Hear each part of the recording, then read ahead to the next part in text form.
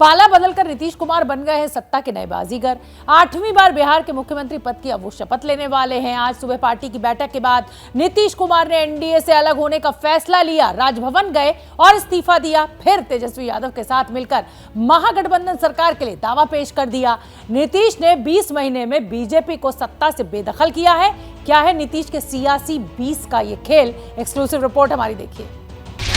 नीतीश कुमार ने सत्ता के सफर पर नए साथी के साथ कदम बढ़ा दिए हैं। तेजस्वी यादव एक बार फिर नीतीश कुमार की सत्ता के साझेदार होने जा रहे हैं। इससे पहले नीतीश ने राजभवन जाकर करीब 3:45 बजे इस्तीफा दिया। लोकसभा राज्यसभा के सांसद और सारे विधायक और विधान पार्षद और पार्टी के नेता सब भाजपा से क्या दिक्कत हो गई? सारी मीटिंग आज हुई और सब लोगों की इच्छा यही हुई है कि हम लोगों को एनडीए छोड़ देना चाहिए। तो जैसे ही एनडीए छोड़ने का निर्णय सब लोगों की थी ही, तो हमने उसी को स्वीकार कर लिया और आकर के यहाँ जो एनडीए की सरकार में हम मुख्यमंत्री थे, हमने मुख्यमंत्री पद से इस्तीफा सौंप दिया।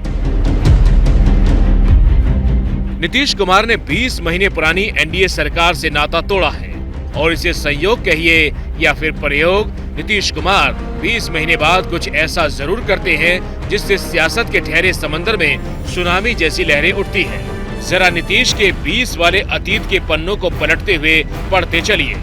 20 महीने हुए थे एनडीए की मौजूदा सरकार को। 20 महीने में ही नीतीश ने 2017 में महागठबंधन सरकार से रिश्ता तोड़ा था। जून 2013 में जब बीजेपी से नीतीश अलग हुए थे तो 20 महीने बाद ही लालू के समर्थन से फरवरी 2015 में सीएम बने थे। लालू यादव से नीतीश 1994 में अलग हुए थे और फिर 20 साल बाद दोनों करीब आए थे। यह भी संयोग 20 का ही है और सबसे पहला 20 का संयोग तो तब दिखा था जब 1994 में अलग पार्टी बनाने के 20 महीने बाद उन्होंने पहली बार बीजेपी से गठबंधन किया था। अब बीजेपी कह रही है कि नीतीश कुमार ने जनादेश के साथ विश्वासघात किया है। कुछ भी हुआ है वह बिहार की जनता के साथ और भाजपा के साथ धोखा है। यह पूरे उस मैंडेट का उल्लंघन है जो मैंडेट बिहार की जनता ने दिया था। और जो कुछ भी आज हुआ है वह न केवल भाजपा बल्कि बिहार की सारी जनता के साथ धोखा है और बिहार की जनता इसको कतई बर्दाश्त नहीं करेगी। साल 2020 के बिहार विधानसभा चुनाव में नीतीश कुमार की पार्टी तीसरे नंबर की पार्टी बनी थी, लेकिन तब भी बीजेपी ने नीतीश कुमार को ही सीएम बनाया था।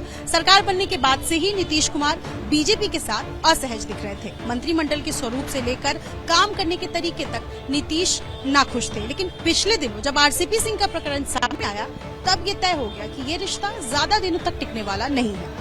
पिछले काफी दिनों से जेडीयू के नेता लगातार बीजेपी के खिलाफ बयानबाजी कर रहे थे। कई ऐसे मुद्दे सामने आए जिसमें दोनों दलों की दूरियां साफ साफ दिखी, लेकिन बीजेपी ने मानो इन दूरियों को बांटने की कोशिश नहीं की। नतीजा हुआ कि बिहार की जनता ने जो जनादेश 2020 में एनडीए को दिया था, उस जनादेश की 20 महीने बाद ही रास्ते में चोरी हो गई। जब वो नगण्य संख्या में थे उनको हमने मुख्यमंत्री बनाया था। ये दो बार जनता को छलने का काम किया। ये अहम और बहम के शिकार है।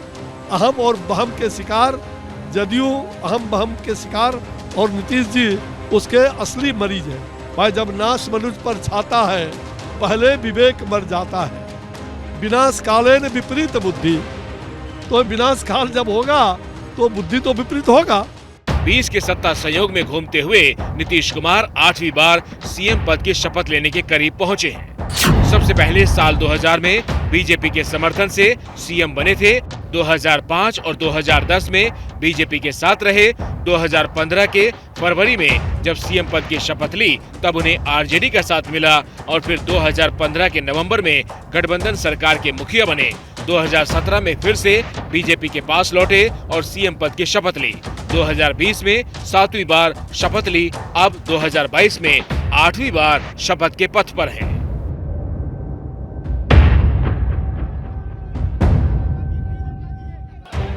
इस्तीफा देकर राजभवन से निकलने के बाद नीतीश सीधे राबड़ी देवी के घर गए, जहां फूलों का गुलदस्ता देकर तेजस्वी यादव ने नीतीश कुमार और ललन सिंह का स्वागत किया।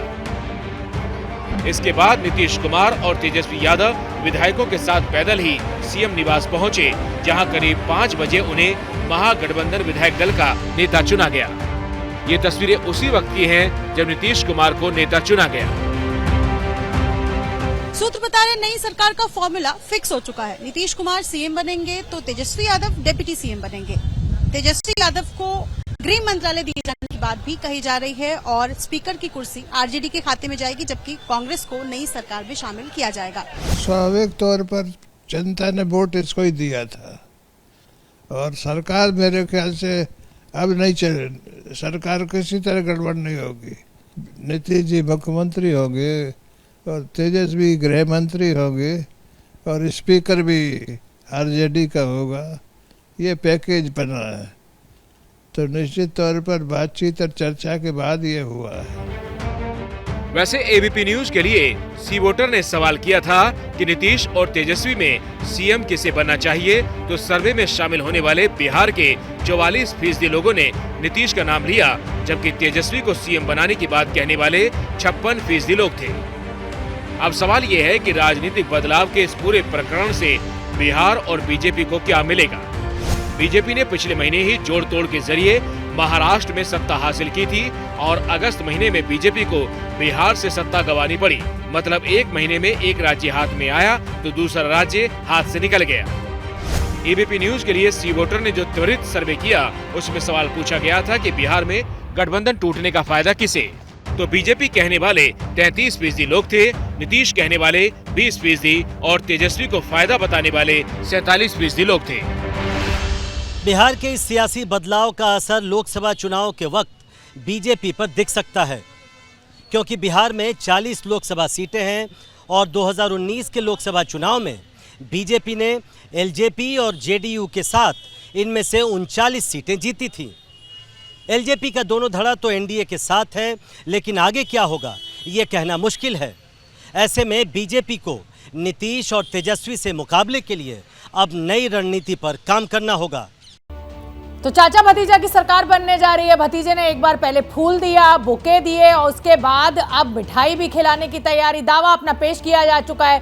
4 रिपोर्टर्स हमारे फील्ड से इसी बड़ी खबर पर हमारे साथ जुड़ रहे हैं। प्रकाश कुमार पटना से जुड़ रहे हैं, न्यूज रूम से मेरे सहयोगी विकास भदौरिया, निधि श्री झा भी पटना में मौजूद है, मनोज्ञा लोईवाल राजभवन में भी के सामने मौजूद और शशांक भी हमसे जुड़ेंगे। और मैं सबसे पहले प्रकाश आपका रुख करना चाहूंगी, और प्रकाश का रुख करना आज इसलिए जरूरी हो जाता है कि प्रकाश ने एक हफ्ते पहले ही बता दिया था कि भाई ये सरकार गिरने जा रही है। हालांकि महीने से कह रहे थे, लेकिन जो मोहर लगा दी थी वो एक हफ्ते पहले लगा दी थी। लेकिन प्रकाश आपसे मेरा सवाल ये है कि सरकार किसी की भी बने, चाहे एनडीए गठबंधन की बने और चाहे आरएलडी महागठबंधन की बने, मुख्यमंत्री का चेहरा जो है वो नीतीश कुमार ही होते हैं। बाकी के मंत्रिमंडल का क्या, तेजस्वी को क्या मिलेगा? हमारा सर्वे तो कह रहा है कि बिहार के लोग चाहते हैं तेजस्वी यादव मुख्यमंत्री बने। देखिए, चुनावी सर्वे और फिर बीच में सर्वे ऐसे आते रहते हैं, वो अपना अपना मकाम है। लेकिन जो सवाल आप कर रहे हैं कि आखिर नीतीश कुमार में ऐसा क्या है कि जहां भी हो, जिस गठबंधन में भी हो, उसको ही उन्हीं को मुख्यमंत्री मानना पड़ता है। देखिए, राजनीति में नंबर गेम बहुत महत्वपूर्ण होता है और नंबर गेम कहाँ से आता है? वो कॉम्बिनेशन से आता है, समीकरण से आता है। तो नीतीश कुमार के पास जो समीकरण अब तक है, अभी तक उनके साथ है, जो 2020 में जिसके बारे में वो कह रहे हैं कि साजिश करके हमें हराया गया है, तो वो अति पिछड़ा वोट, कोयरी कुर्मी का वोट, ये महादलित का वोट, इस वोट पर नीतीश कुमार का एक समय में एकाधिकार था।